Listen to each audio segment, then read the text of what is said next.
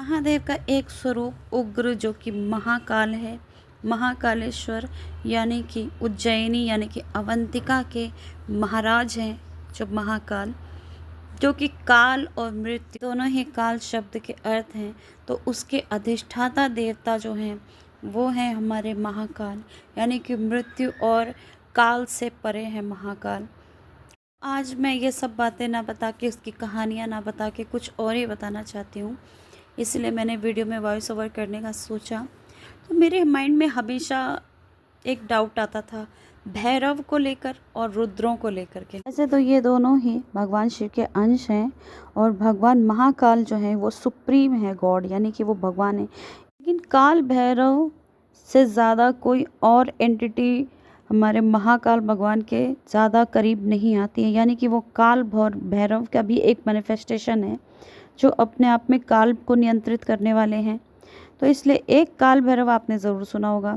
दूसरा, भैरवों के बारे में आपने ज़रूर एक बात सुनी होगी कि जहाँ जहाँ माता सती का जो मंदिर बना हुआ है, 51 शक्तिपीठ है, वहाँ पे एक दरबारी, एक कोतवाल, एक जो है भैरव के नाम का एक कोतवाल ज़रूर रखा है महादेव ने, ताकि उस मंदिर की, उस देवी की सुरक्षा करी जा सके। जब तुम्हें बोला जाए तो एक तरीके से कोतवाल यानी कि पुलिस ऑफिसर, एसपी समझ लीजिए आप उस एरिया का, या डीआईजी समझ लीजिए जैसा एरिया है, या फिर वहाँ के डीएम समझ लीजिए आप, भैरव जो होते हैं। तो कभी भी कहीं पे भी दर्शन करने जाइए तो आपको भैरव से परमिशन लेनी पड़ेगी या भैरव को नमस्कार करना पड़ेगा। परमिशन माता जी के यहाँ लेनी पड़ेगी और नमस्कार करना पड़ेगा जब आप यहाँ पर भगवान भोलेनाथ के यहाँ जाएंगे, द्वादश ज्योतिर्लिंग में। भगवान शिव के भैरव अवतार व कलयुग के जागृत देव भी माना जाता है। शिव पुराण के अनुसार भैरव शब्द का अर्थ भा से रक्षण, राज से सृष्टि व वास से संहार। अष्ट भैरव मिलकर 8 दिशाओं का रक्षण करते हैं। असितांग भैरव, रुरु भैरव, चंड भैरव, क्रोध भैरव, उन्मत्त भैरव, कपाल भैरव, भीषण भैरव, संहार भैरव। उनमें से इम्पोर्टेंट है काल भैरव। उनके बारे में जान लेते हैं क्योंकि वो बहुत प्रमुख हैं। तो बेसिकली एक बार क्या हुआ कि ब्रह्मा जी किसी बात को लेकर शिव जी की निंदा कर रहे थे।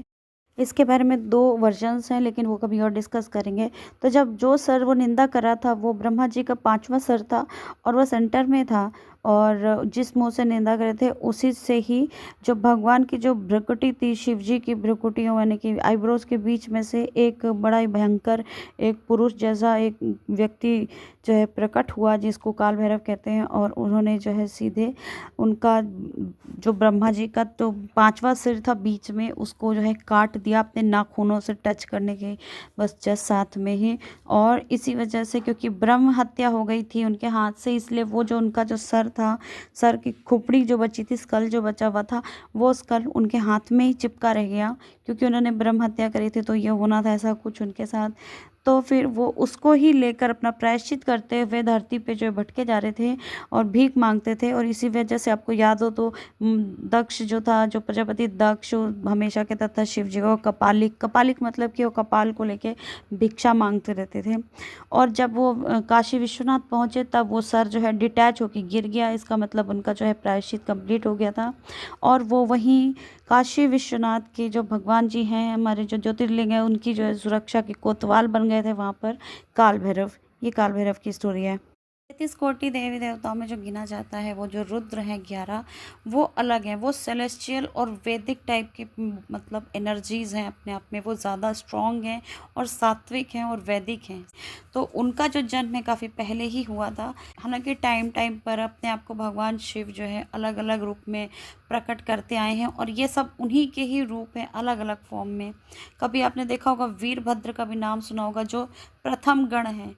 लेकिन जो रुद्राज की बात यहाँ पे हो रही है, जो रुद्र की जो बात हो रही है, मेरे फादर का नाम भी रुद्र ही है, तो रुद्र की जो बात हो रही है वो रुद्र एक्चुअली क्या हुआ कि जो ऋषि कश्यप थे, जब भी देवताओं और असुरों का संग्राम होता है, लड़ाई झगड़ा होता है, तो हमेशा क्या होता है, जैसे ही असुरों को अपनी गद्दी मिल जाती है, सबसे पहले वो देवताओं को पहले अपने अपने डिपार्टमेंट से जो है लात मार के भगाते हैं। तो इस बार सब देवी देवता यानी कि देवता जो अपने ही जगहों से भगाए गए थे वो पहुँचते हैं रुदन करते, विलाप करते हुए महर्षि कश्यप के पास।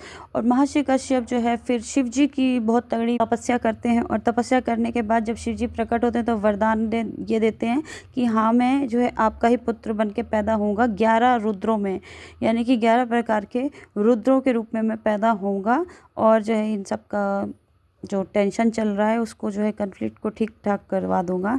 तो समय होने के साथ जो है पत्नी उनकी होती है सुरभि, उनके गर्भ से 11 इस तरीके के रुद्र पैदा होते हैं। अब जो भी है ना, ऋषि कश्यप की जितनी भी संतानें हैं वो किसी न किसी इंपॉर्टेंट चीज़ में पार्ट लेती हैं, वो एक पूरी रेस बनाती हैं। तो एक रेस आप तरीके से कह सकते हो रुद्रों की भी रेस हो गई है। और रुद्र जो है ना वो वैदिक टाइप कहा जा सकता है कि सात्विक शक्तियाँ होती हैं 11 प्रकार की, जिसमें से एक तो खुद आत्मा होती है। देवताओं जैसा ही काम रहता है, इसीलिए देवताओं में उनको गिना जाता है 33 कोटि देवताओं में। और जो है रुद्र में से 11 रुद्र जो हैं अलग अलग नाम के, अलग अलग इम्पोर्टेंस के हैं, वो अलग अलग जो है एनर्जी फ्लोज को जो है डायरेक्ट करते हैं। और जब रुद्र का मीनिंग ये होता है कि वो रुलवाते हैं किसी को, यानी कि जब किसी के शरीर से 11 रुद्र एनर्जी के फॉर्म में जो प्रेजेंट होते हैं वो निकल जाते हैं, और जब वो मर जाता है तो वो उनके परिवारजन रोते हैं, इसलिए उनका नाम इस तरीके से रुद्र है। कपाली, पिंगला, भीम, विरूपाक्ष, विलोहित, शास्ता, अजपाद, आहिर्बुधन्य, शंभु, चंड, भव। तो 10 प्राण और एक आत्मा लेकर एक इंसान जीवित रहता है, और साइंस ढूंढती रह जाती है कि क्या निकला, कि ये शरीर अभी मृत हो गया, कैसी मृत्यु हो गई। और उन्होंने ग्लास वगैरह में बंद करके आत्मा को नापने की भी कोशिश करी है, पर सफल नहीं हुए, साइंस जितना मेडिकल साइंस के हिसाब से हो सका है। लेकिन हमारे शास्त्र ऐसा कहते हैं कि 11 रुद्र होते हैं जो शरीर को जिंदा रखते हैं और शरीर को कार्यशील रखते हैं। और जब वो रुद्र निकल जाते हैं, 10 तो रुद्र होते हैं यानी कि प्राण होते हैं 10, और एक होती है स्वयं आत्मा। जब वो निकल जाती है तो फिर उस शरीर का कोई लेना देना नहीं होता, सिर्फ उसको जलाना है और राख बनाना है, बस यही जीवन है। और ये जीवन जो है ना, सिर्फ हम संहार के देवता नहीं समझ सकते महाकाल महादेव को, वो जीवन के भी बड़े ही सबसे बड़े देवताओं में से कहलाते हैं। अब फिर से विष्णु जी और महेश जी का कंपटीशन मत करने लग जाना, क्योंकि देखिए एक पेड़ है, उसकी ब्रांचेस अलग अलग हैं। आप सींचोगे तो आपके आध्यात्म में वहीं जाके, क्योंकि सब एक है तो उसी में लगेगा। ओके, लाइक से सब्सक्राइब, टेक केयर।